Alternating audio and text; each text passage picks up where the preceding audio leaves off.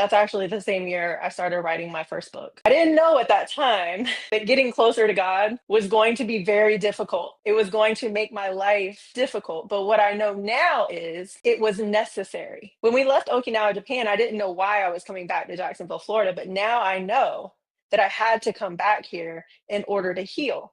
Because had I gone somewhere else, I most likely wouldn't have faced all the things that I needed to face. What I tell people now is when you have that pull, just be willing to step into it. It's not easy, but that's why, as Brooke said, we need community. I am the first one to isolate myself. And that's why I always tell people check in on your strong people because we are the ones who won't tell the world what's going on. But I'm learning now that the more I share, the more I've been able to help others. So I continue to do that. And the more I speak, the more I heal. Sharing our stories is super important. And everyone has one. We see what we see, but we don't see what led that person to where they are. I get this a lot when I speak to homeless people. I ask them what their story is because I know they have one, but we all do. As business owners, we tend to have other people just kind of look at us and just say, oh, you're just a personal trainer, or you're just this, or you're just a life coach, you're just this, right? But no, we're not. Because for most of us, there's a reason we came to this juncture in life. So today I want to share with you something that I do a lot, and that is when I'm dealing with stress or anxiety, I give myself,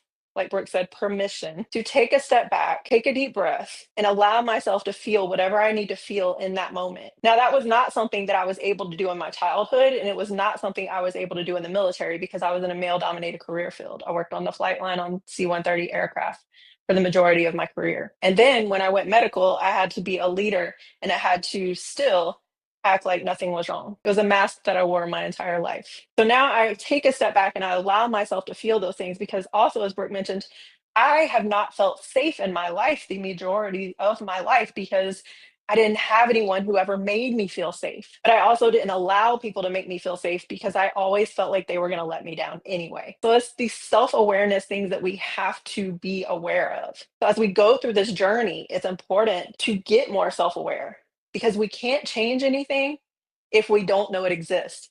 I was a lab tech for a while, I was a medical lab tech. And I used to tell people, and even when I'm doing my health coaching and nutrition coaching, I always ask the women, especially if they're over 35, when the last time they got their labs was. Because even with that, it's important to know what's there. Are our hormones working correctly? So mental health is no different.